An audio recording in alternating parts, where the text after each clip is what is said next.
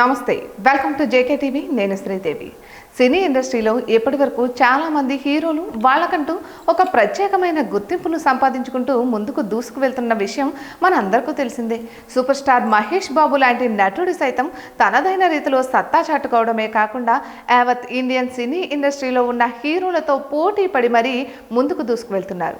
మరి ఇలాంటి సందర్భంలోనే ఆయన రాజమౌళితో చేస్తున్న పాన్ వరల్డ్ సినిమా భారీ విజయాన్ని సాధిస్తుంది అంటూ ఆ సినిమా మీద ఇప్పటికే భారీ అంచనాలు అయితే పెట్టుకున్నారు.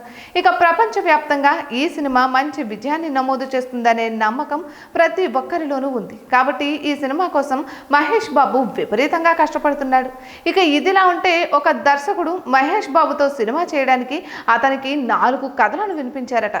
ఇంతకీ ఆ దర్శకుడు ఎవరా అంటే తమిళ సినిమా ఇండస్ట్రీలో మంచి డైరెక్టర్గా గుర్తింపు సంపాదించుకున్న గౌతమ్ మీనన్ కావడం విశేషం. ఇక ఆయన చేసిన సినిమాలు తెలుగులో సైతం మంచి విజయాలుగా నిలిచాయి. ఏం మాయ చేసావే, ఘర్షణ, ఏటో వెళ్ళిపోయింది మనసు లాంటి సినిమాలు అతనికి మంచి గుర్తింపును తీసుకువచ్చాయి.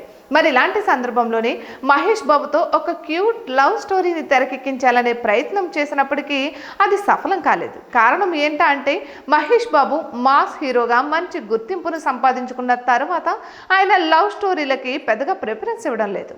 ఎందుకంటే తన అభిమానులు మాస్ సినిమాలను ఎక్స్పెక్ట్ చేశారు కాబట్టి గౌతమ్ మీనన్ సినిమాలకు మహేష్ బాబు నో చెప్పారు. మరి ఏది ఏమైనా కూడా వీళ్ళ కాంబినేషన్లో ఫ్యూచర్లో అయినా వర్కౌట్ అవుతుందా లేదా అనే డౌట్స్ కూడా వస్తున్నాయి.